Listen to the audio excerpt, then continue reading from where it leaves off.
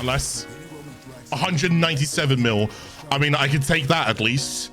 That's 197. Unless 240 mil. There we go. All right, I'll take that one. 240 mil. Multiply it by 6. It's over 1 billion damage right now that we're doing in just toxin ticks right there. That's a 240 mil tick multiplied by 6. I think it can go higher. Yo, what it do, guys, and welcome back to another video. Now in today's video, we're going to be taking a closer look at the Coda Mire meets Saryn. Now I'm going to go and explain this and say this as slowly as I can throughout this entire video. This is going to be a very informational, educational type video where we're going to do a lot of number crunching. You hopefully might learn a lot of things, and there may also be some hot fixes and patches due to what I'm going to be talking about. Not that I'm saying I have that kind of influence or that kind of weighting on it, but because there are some things that do actually need some attention towards it. So sit back, relax, sit tight, and let me cook. Let me go and cook. So let's go and start things off with the Coda Mire. Now the Coda Mire is an improvement version of the Mire that exists in Warframe. That is a melee weapon. The Coda Mire basically gets increased critical chance, status chance, so forth, lovely stuff. It's just a better version of the Mire. The reason why the Coda Mire is not better than the Mire is because the Mire has higher Riven disposition, the Coda Mire has lower Riven disposition. If you don't understand what that means, Riven disposition on a weapon means if I go ahead and get a Riven for that weapon and I roll some stats across it, if I apply that Riven to the Mire, those stats will be big. Like the percentages of those stats that I rolled will be bigger. But if I apply that exact same Riven to its counterpart called the Coda Mire, the stats on the Riven will actually be smaller. Right? Does that make sense? So because the weapon itself is naturally better than the counterpart of the weapon, the Riven disposition needs to be a little bit lower to try and help some balancing. So if you do go and get yourself a good Riven, you can go ahead and get some increased numbers to include this on a Mire build. So in case you're saying I don't have the Coda Mire, you can just use the Mire, right? Anyways, the Coda Mire is from the techno site Liches, and I do have a guide on my channel if you want to understand how to go and get this weapon. So from there onwards, what we're going to go do is we're going to take a look at builds. And the way that I go and look at builds is I go and look at the unique trait first. This states up here, slam attacks slam attacks apply toxin status effects. So this is a guaranteed toxin proc.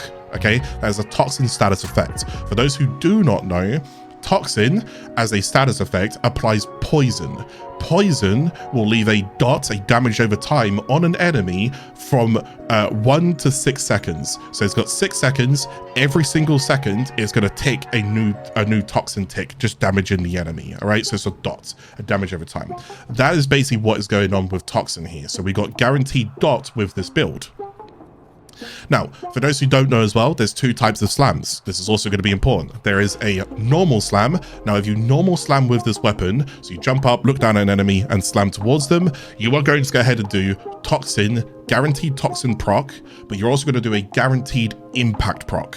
Now, that doesn't really matter too much, okay, so keep that in mind.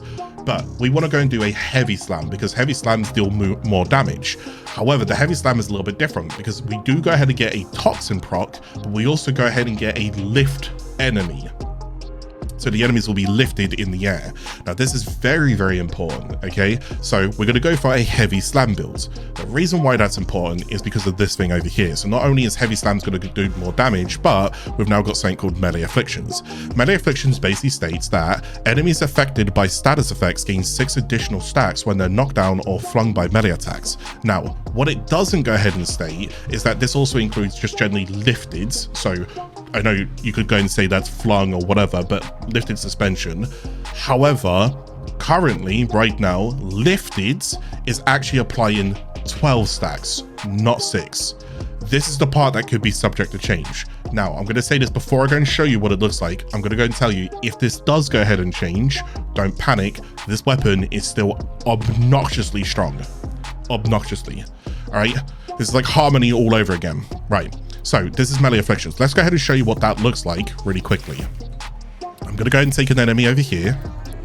and I'm going to go ahead and jump up and then heavy slam onto the enemy, right? So the way that it would normally work is I would get one guaranteed toxin. That's all I need is one guaranteed. This weapon guarantees that on any form of slam, and then because I suspend them, melee afflictions procs, and it's going to add an extra 12. Therefore, I will go and get 13 ticks of toxin there. Now that's a lot of damage, as you can go and see. Don't be fooled, I do have some Archon Shards on me, so no, your damage is not going to do that with no mods installed, minus. The second thing is if you do happen to go and see 14 elements, and you're like, where's the 14th tick coming from? The 14th tick is coming from the status chance of the weapon. So although we do have guaranteed, like this is 100% chance happening, and although this is applying 12 stacks, so that's 13 in total, the 14th can come from just status chance on the weapon, because this is just obviously just going to proc in itself. Don't be fooled though, you see where it says 40% there, it's not actually 40%. The slam attack does 31%, so it's not 40 quite, it's still a third there, but you get the idea. So and then once, so you basically like attack, 31% chance that you'll proc an element. Now it will choose between the elements in the weapon. So in this case, I've got all these different elements there. It will be like, oh, what kind of element am I going to choose between? In this case, toxin is currently my highest right now. So there's a 20% chance that it will go ahead and apply toxin. So if I go and see 14 procs, I know that this also procced as well, which is fantastic. Now that can also be dictated by the valence traits that you can go and put on it. So when you go towards this over here and you have the valence overrides, you can go and choose your element on these types of weapons. This is something that again you'll get accustomed to when you go ahead and either look at my guide videos on it. But anyways, I'm going to be doing toxin for this. As you can imagine, it's going to synergize with what I'm doing. Okay, cool. So hopefully we've kind of clarified all of that right now. So from there onwards, I want to go and do a slam build, but cater it towards toxin. Okay, so let's go and start things off with prime pressure point. This is going to be the best in slot that I can go and put in here. Ideally, I need melee damage. Now you might be wondering, and if you are wondering, what about scaling melee damage like condition overloads? Now condition overload doesn't work on slam attacks. I don't think I need to be more thorough than that. It just doesn't work on slam attacks. So no, you cannot put this in here. If you do put this in here, it's like you just did this. It doesn't actually do anything for your build, unfortunately. So do not run condition overloads. You're going to run your prime pressure point. If you do not own prime pressure point, just go and use the lower version of the mod called pressure point. From there onwards, we're going to be using something called Seismic Slam. This is multiplicative damage to base damage. So this is 165% or 1.65, and this is 200% or 2. These are going to be multiplicative to one another. Therefore, put it in, all right? Anything that's multiplicative to one another is really, really good to enhance our overall damage. From there onwards, since we already spoke about toxin, let's go ahead and go a little bit further. Oh, actually, just going to talk about the, because we're doing heavy slam builds, let's go and talk about the galvanized reflex. So galvanized reflex basically states here that on melee kill, I get 20 initial combo for 20 seconds and it stacks up to 4 times. Why is that important? Because when I scroll down here and I look at heavy attack, it states damage is increased by combo multiplier but consumes combo count. For those of you who don't know, I'm sure everybody at this point knows, unless you don't watch Warframe videos, that's okay.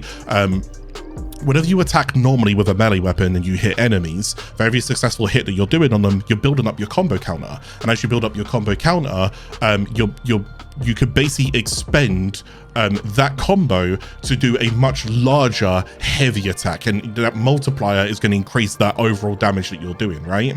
So that is going to be very, very important. This mod basically just means that we build up an initial combo. This initial combo basically means whenever you go and pull out a weapon, the initial combo of the weapon has already increased without you even hitting an enemy. So if you're going to do heavy attack slam builds, there isn't a way for you to increase, because you're always heavy attacking, there isn't a way for you to increase your combo counter. However, this allows you to increase your combo counter whilst only doing heavy attacks. Does that make sense?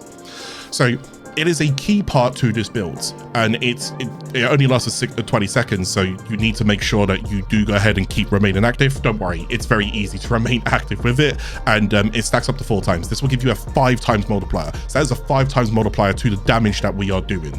That's a lot of extra damage, right? Now, just to help you guys really quickly, if you do not own this mod, you can go and use Corrupt Charge, but it's a 30 initial combo. It's not as good, okay? And unfortunately, it does go and hurt your combo duration, but we don't care about combo duration on this build, but it's just 30 initial combo. So keep in mind, every time I go ahead and get a kill with this mod kind of resets and it builds itself back up to 5 stacks again, just naturally through it because it's initial combo. So from there onwards, we now want to go ahead and have a little look at what we want to go and do with the rest of the mods here. This is where Toxin's going to go ahead and get involved. So we know it's a slam build. I've got my slams set up right now, which is looking pretty good. And we know it's a Toxin build. Now, when it comes towards Toxin and Toxin as a status poison element, I'll go and put it on screen here. It's the Toxin proc tick damage scales of a few different things. It scales of modded base damage. It scales of Toxin damage bonuses. It scales of faction damage bonuses, and it also scales of status damage bonuses. Now, it also scales of some additional multipliers. We'll get to that in a bit if I can remember, but that's basically going to be things like critical hits and enemy body parts. Just going to tell you now.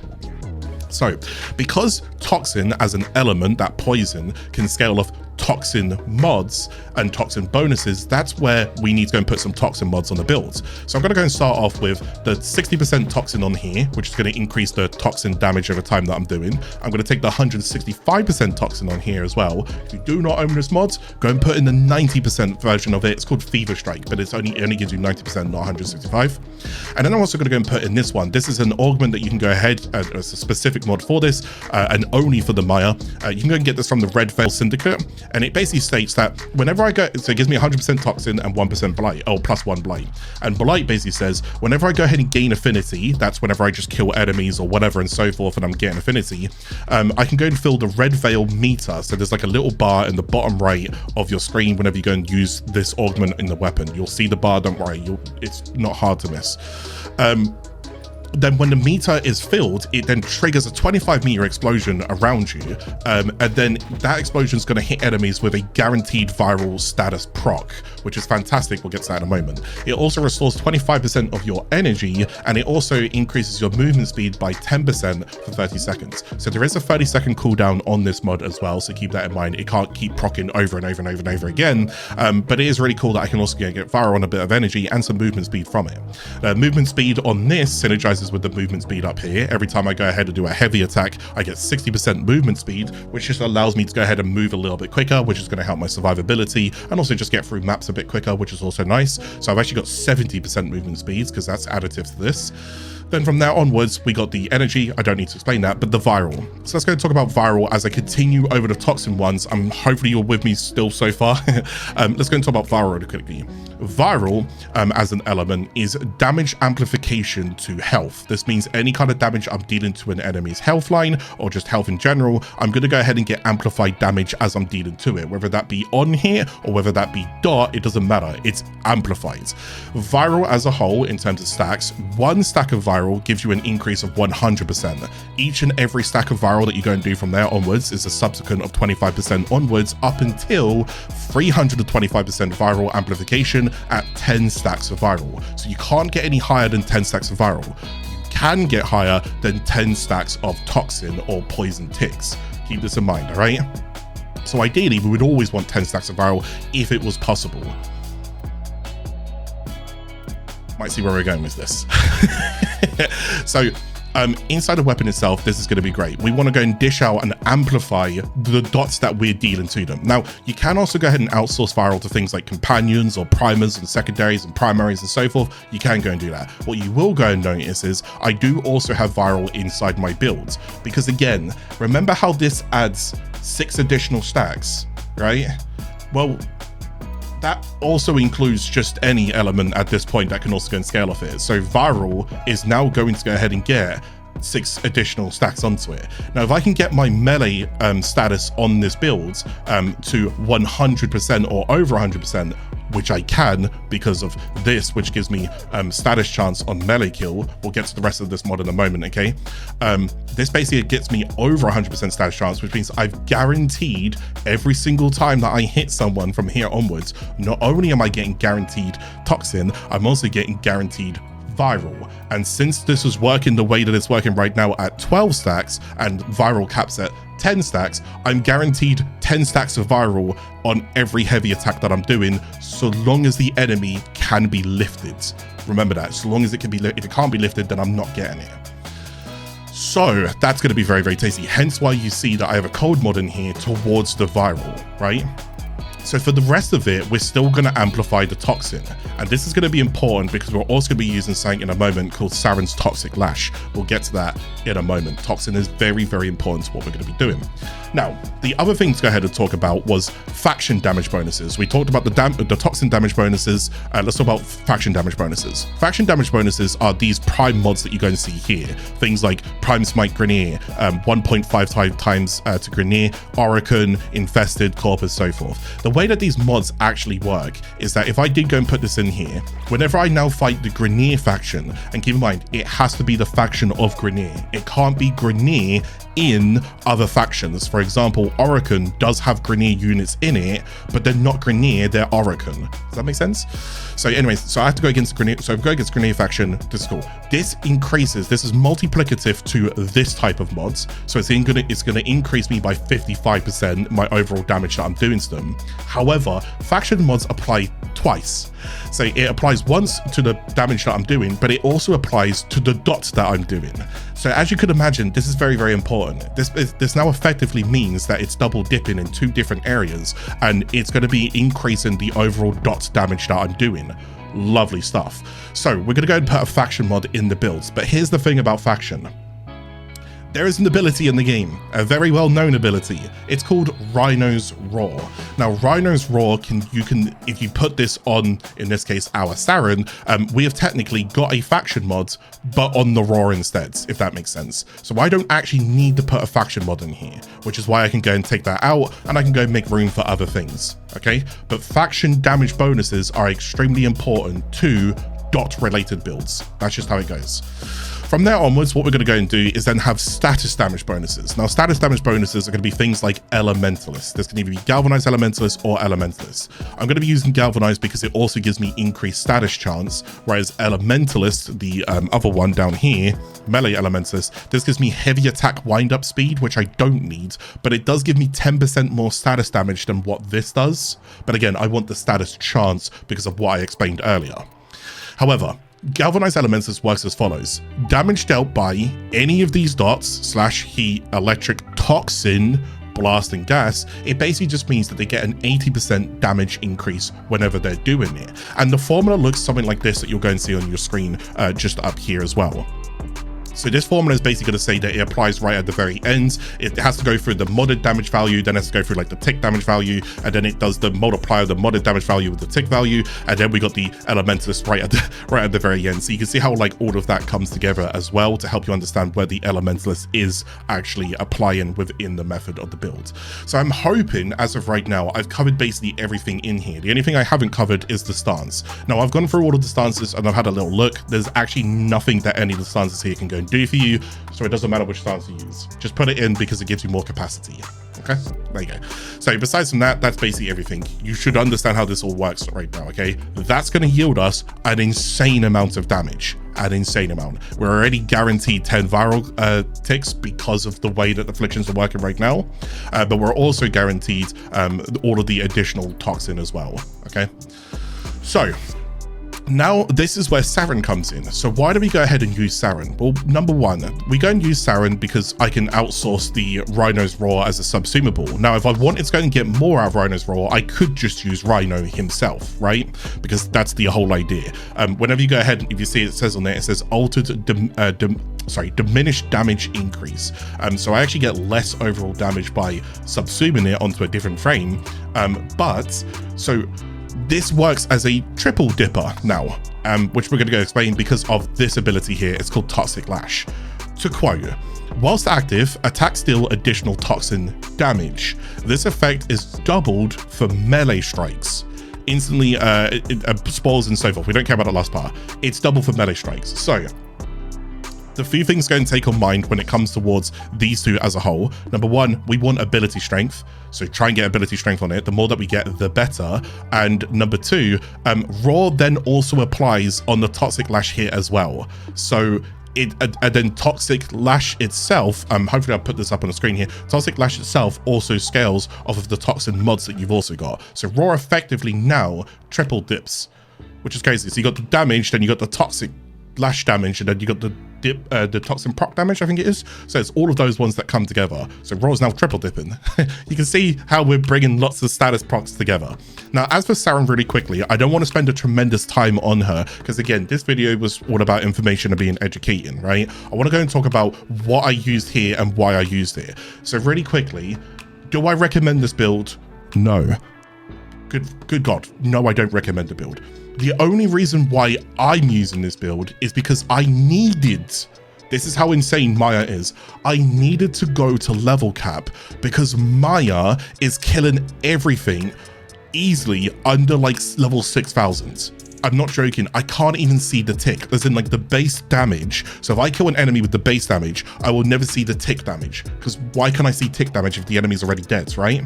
It can only tick if the base damage didn't kill it.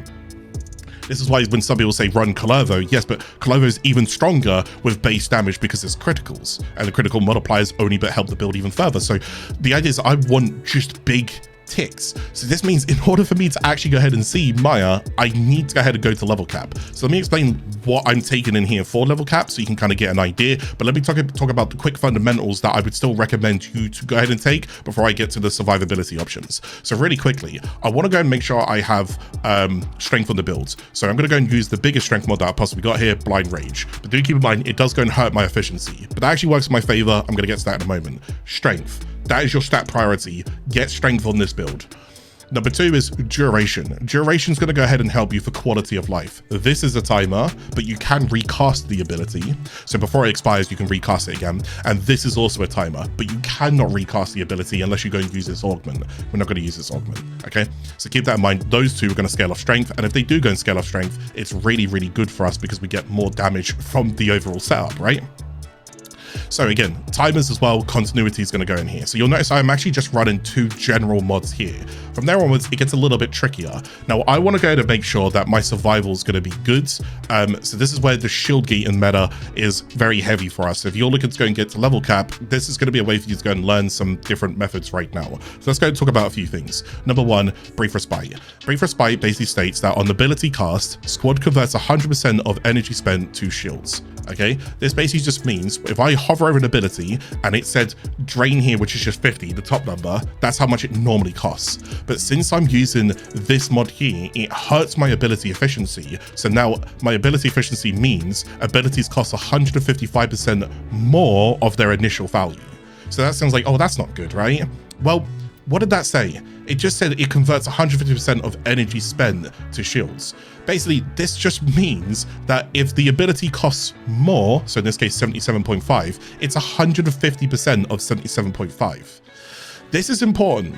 And this is important because of this thing down here called Catalyzing Shields. Catalyzing Shields is part of the shield gate meta. It basically states that instead of me having all my shields, you'll go ahead and notice in the top left-hand side, I only have 74 shields. So normally I would have 370 shields, right? Well, Catalyzing Shields basically removes 80% from my total pool of shields. And then what it does, it gives me a 1.33 seconds of full shield gate duration immunity. For those who don't know, just really quickly, whenever you go ahead and lose your shields, you enter a state of invulnerability. This is called shield gating. Shield gating can scale anywhere between 1 shield to 1,250 shields. And the time spent invulnerable scales depending on how much maximum shield that you had at the time that it reached the maximum shield, because that's also going to be important as well. So this is also important, right? So therefore, if I go, so I'm going to go show you here. If I go, sorry, I'll just go here. So you see how my shield, if I hover over here, on shield break, become invulnerable for 1.4 seconds. Yeah. If I now go and add shield to my build, where I'm now over 1,000, if I hover over now, on shield break, become invulnerable for 2.4 seconds. Right? So if I add shield to my build, I add vulnerability to my build. Does that make sense? When it expires and so forth. So you would think if I lower shields to my build, I would also lower the immunity. Yes, but this one caps it at 1.3. So why is that important? You see how that's 74? This one was 370. This gives me 1.4 seconds. This gives me 1.33 seconds. Why is that important? Because every time I now go ahead and cast an ability down here that costs more, it means I can go ahead and reach my maximum return of my shields for the full immunity at that time. You see, this ability down here is called Molt, and on Saryn, I'll just go and scroll in or zoom in on this, you can go and see that Molt is animationless, as in, if you go and see Saryn sprint here, she casts it, and she doesn't stop her movement. She doesn't stop any fluidity of what she's doing, which means it's animationless. This means I can just hit the button, and when I hit the button, I go ahead and get shields, and then when I go and get shields, I go ahead and recover all my shields, and when enemies shoot my shields off me, I enter 1.33 seconds of shield gate duration, like immunity, and then I just go ahead and hit this again if I need to. You see how that can cycle between itself, right?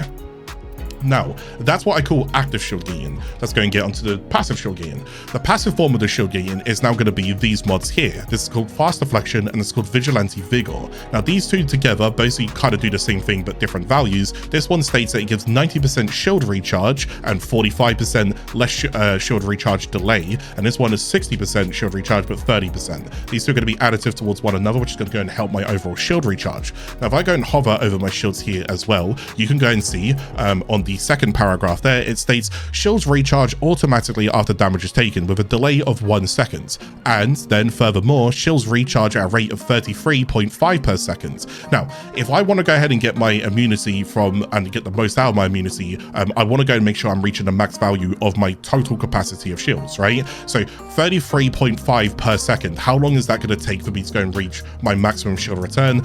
Well, if it ever just times it by 10 right now, it's 330-ish, give or take, whatever. Okay, I'm just gonna round down here, I guess.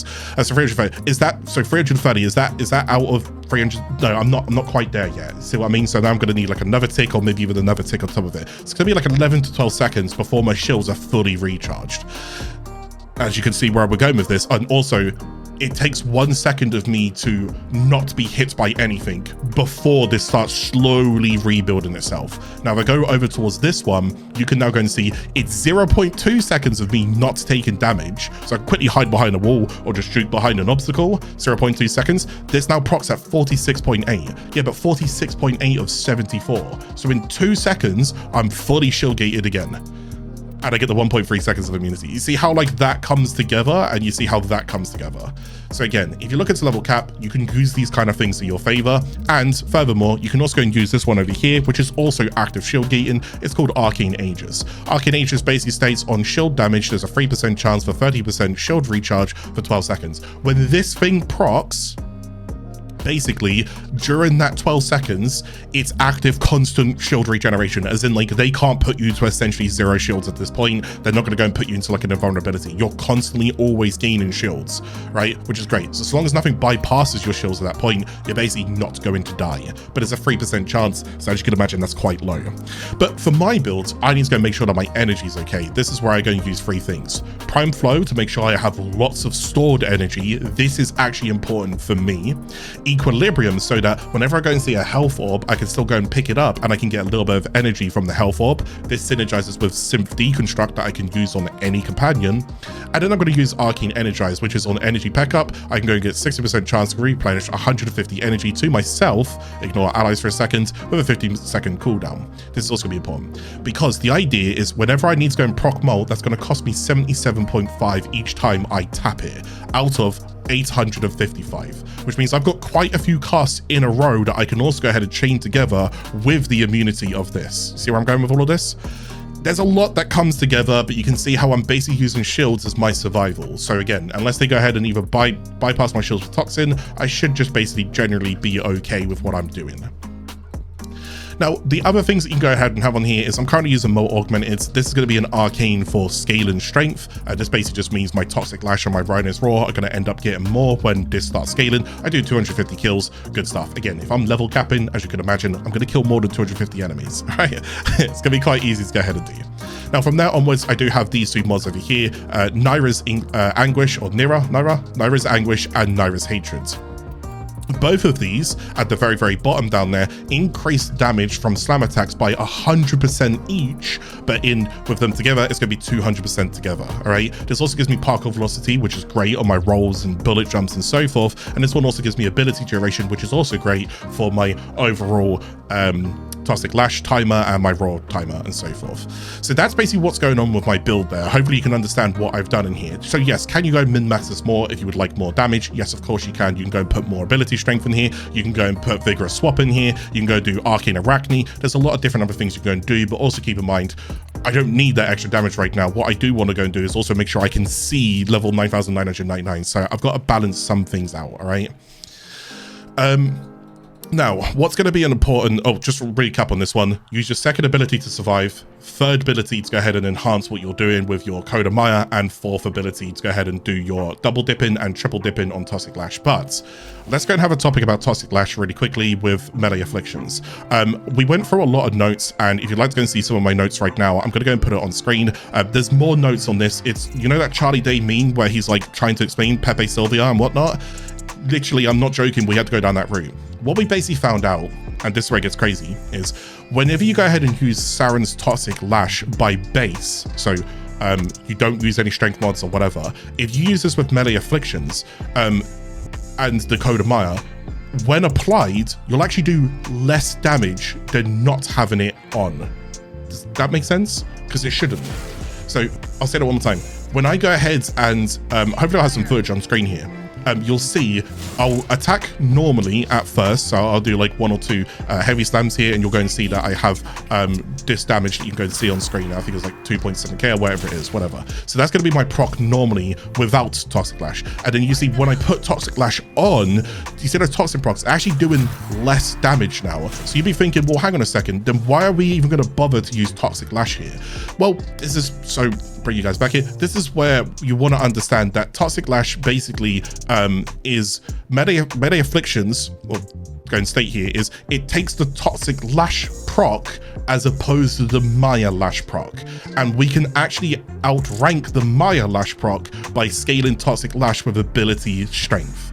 So if it's 30% here, it's 60% on melee because it's doubled. So the idea is we want to go ahead and get to break even to like this thing that's happening here. To break even, you need 167% strength to at least break even for you to even bother to consider using Toxic Lash.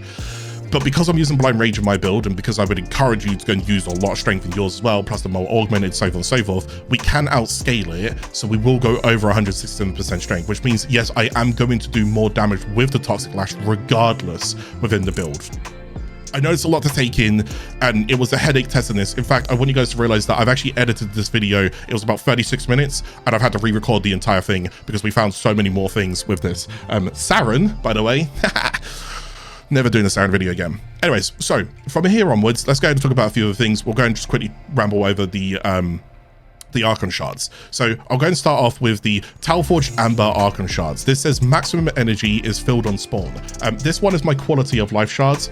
Since I'm not even using Prime Sure-Footed on my build either, which is a bit scary because I'm quite squishy, and I'm not even using Rolling Guard either, but I'm also not using Preparation. Therefore, whenever I enter missions, I want to be able to make sure that I can cast my buffered abilities and make sure, so I want to be able to cast these 2 abilities right off rip. And I also want to be able to make sure that I've got enough energy left over so that I can go and cast this whenever I need to survive. Keep in mind though, again, once this is built up, this is completely irrelevant. I will never need this shard ever again. But it's good for when I'm just starting things off. It's my quality of life. You do not need to go and take it. I know this is a very niche specific build, so you can go and drop it out. Now, the other quality of life that I do go and have is on this shard over here on the left-hand side. It's Talforged Emerald Archon Shard, which recovers 3 health each time enemies are damaged by a toxin status effect. Now, this is really, really good because, again, it gives me a little bit of passive healing inside the background. Again, on level capping and stuff like that, that healing is going to do absolutely diddly squat towards me because it's not going to really matter whatsoever. But I still like this on her because I do use other builds, okay? Keep this in mind, I use other builds. This is just one build I'm showing you right now. So I still like it on her other builds, and I'm always, and there's no reason why you would never not use Toxic Lash Whether you go weapon platform or you go for like spore builds, whatever, you're always going to end up using Toxic Lash with her. It's just what you're going to end up doing, okay? So that's nice. Now, these next three, however, are the big dogs of the builds. Toxin status effects deal 45% more damage, 90% more damage, 135% more damage. I think my maths was right there. It's a long night.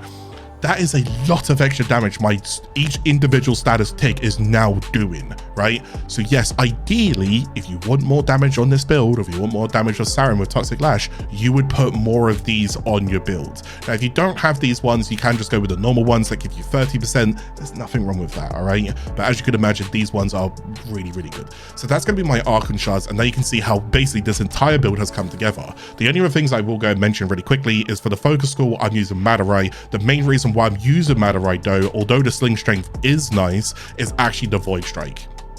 The Void Strike is more important. If I'm looking to level cap and whatnot, if I do go down and I'm looking to go and get myself back up, do you think a normal amp is going to go and get me up just naturally? No, I'm going to need Void Strike. Okay, I'm going to need a way to try and just quickly get myself up and kill a couple of enemies as fast as possible. Just a couple of trash enemies like Butchers or Crewmen or whatever else it may be. So I do like the Void Strike here. Plus, if you do things like Void Cascades or whatever, then this is also going to help you kill those frax units that are going to be quite tanky to go and deal with as well. So it's just a very, very good school to go to be sitting on. If you did want to go and sit on that, you could consider things like Vazarin as well, but that's entirely up to you. From there onwards though, as for companions, this one's also up to you. I'm just going to go ahead and tell you that I basically use my usual companion of the Die Rigger over here, okay? The Die Rigger basically allows me to go and zap enemies nearby with all of the status effects that come from my weapon. So all of my status effects are applied towards this one, and then I basically choose a weapon, and then I just go and put a whole bunch of different things in it. Do keep in mind though, the condition overload is not actually in this build, so I don't need it for condition overloads, but I do like the idea that it's just trying to look after me with a little bit of zapping, and they can burn as well. So, and there's also the viral as well on top of it. I'm not gonna lie to you, since I've kind of recorded this video, this might change now. So my advice, maybe run something different. If you want to, run things like a Daza with Tenacious as well. You could actually go and consider that, because critical is an extra multiplier, so you can go and get more out of it. I just feel like that I've re-recorded this video too many times. I don't want to talk anymore. I'm kind of done. So as for the gameplay, I'll just put a little bit of gameplay up on the screen, but please go ahead and inspect with this gameplay. Again, it's going to be like 0.01% of the total Warframe community that is going to reach level cap. 0.01%. If you consider the hundreds of millions of people that go ahead and what is it, hundreds of millions? I don't know how many people have actually downloaded the game, but even if it was 100 million, it's going to be 0.01%. It might even be lower than that, as the amount of people who are going to go ahead and see level cap or even bother to do level cap. And again, I don't typically advocate for level cap. I don't really care for it because the rewards are just not really worth the time invested. I don't really give to flying hoots. But that being said, I do care about min-maxing my build, and I do want to go and see damage numbers, and I won't see damage numbers if I don't go ahead and scale them, because this weapon and this setup is too unbelievably giga strong. Okay, it is a whole Harmony situation all over again. I love it, I hate it at the same time, because as you can imagine, this was a over 30-minute video and I am absolutely exhausted, but that's the level cap version you can go and see there. I've already explained like how all the builds work, so I don't think I really need to go and explain much more. I'm gonna go and bring you guys back here, and I'm gonna tell you all that I hate you all equally as much as I love you all equally. I'm never doing a video like this again. I'm exhausted. It is currently 3:39 in the morning, okay, and I've got to go edit this again. But hey, you guys are asking for the build, you guys are asking for the video, and this is what you get when it comes to me, my builds and my videos. So from here onwards, I'm going to do a couple of like smaller Warframes that are nowhere near as in depth as this, because I need a break. All right, but anyways, I'll go ahead and get around to editing all of this, so I'm going to go and wrap up the video here. Thank you guys so much for watching. As you can imagine, this was a very big video. If you could take the opportunity out of your time, just go ahead and hit the like button, go ahead and show some support, or even leave some comments and feedback and say, hey, you did enjoy this, maybe you learned something. Anything else like that is encouragement for me to consider the 2% chance of me making a video like this again, because good God, it's a headache. But anyways, if you think someone else would benefit from this video or enjoy Saryn builds and whatnot, share the video with them. And if you are new to the channel, hit the subscribe button. As always, I'll catch you guys again in the next video. Take it easy, guys. Bye-bye.